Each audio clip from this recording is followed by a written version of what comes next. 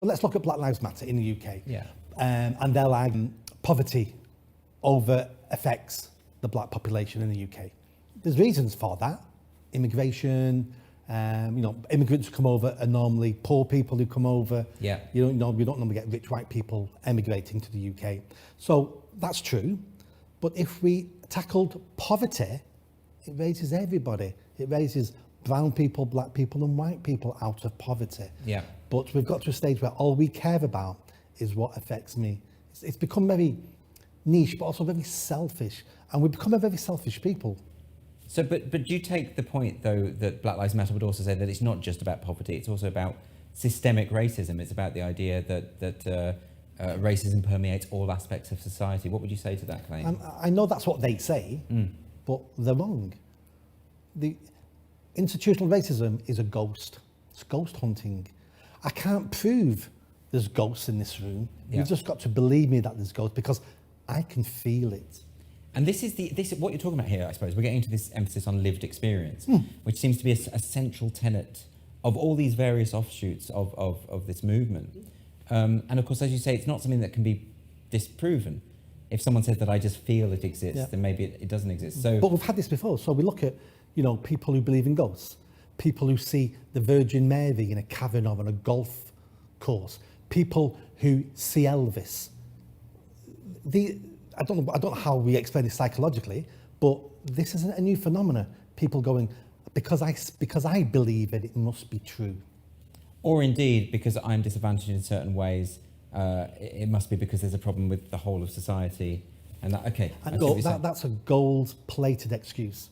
So it's not down to me. It's not down to my work ethic. It's not down to my personal responsibilities because I'm being held back by this invisible structure. So I feel better about myself now because it's not me being lazy or stupid or not hardworking or not taking opportunities. It's this ghosty thing here that's holding me back. It makes people feel better that it's not them. So is it not possible, though, to believe in both? Is it not possible to say, look, there might be some elements of the system or elements of, say, my background which have disadvantaged me, and these are things that we can change and can improve, but at the same time, encourage people to foster a personal responsibility? Could we not do both of those things together? And I think that's what we've always tried to do.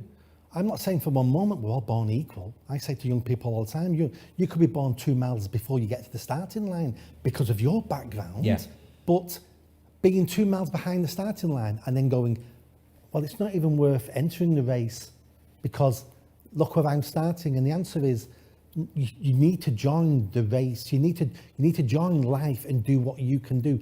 Life's not fair. Maybe you won't even get much past the starting line, but do you know what? You'll learn from that, and your kids will. So, how do you feel about the idea that that we do have to address poverty, and that we do have to try and make opportunities more equal for people as a rule in society? It depends what you mean, as in opportunities, equal opportunities. Yeah. So there is equal opportunities. There is disadvantages to people, regardless of colour, sex, gender. Of course there's disadvantages. We all start at different places depending what race we're going to run. And we run many races in life. It isn't just a career race. There's all sorts of lives we run. And we do need to look at where people are starting, and we do need to tackle poverty. Now, when I say tackle poverty, people think that's all about money. In our country now, it's got hardly anything to do with money.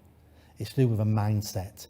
It's to do with education. It's trying to educate young people to want better for themselves, aspiration, drive, confidence, self-esteem. You cannot buy yourself out of poverty. You have to educate yourself out of poverty. And every time we talk about this in society, it's all about how much more money is the government going to throw at us. Believe me, in these communities where we work, it's not about money. It's about a lack of dreams, a lack of aspirations. You have parents who, I'm not really blaming the parents, that's how they were raised. When you're raised in a family where we have no aspiration for you and no dreams for you, well, we wonder why the child grows up with no aspiration, no dreams. It's a self-fulfilling prophecy. Yeah. I mean, it must be very difficult to have those conversations with these people. And, it's easier than you think because young people are not stupid.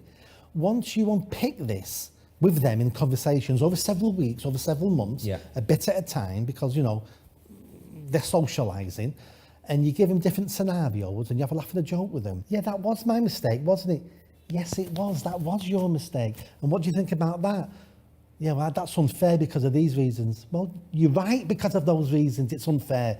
But you crying about it and whinging about it doesn't change that situation, does it? So it's quite interesting to me that all of these experiences you've had with the Mancunian Way and your charity work seem to have been then applied to what happened to yourself later on with the cancel culture thing. I mean, it would have been, I suppose, I mean, you must at some point have thought, and probably do, that you're the victim of this, right? Of what has happened. No, I never thought I was a victim, and I don't now, because it all started with what I wrote.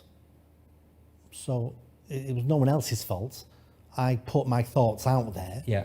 And if you have to take it on the chin. So no, I never classed myself as a victim. So it was just about finding a way through this within the circumstances that you had created, I suppose. But you must see that how can I put this? It was unjust. That what happened to you was as I unjust. say to kids, life's unfair.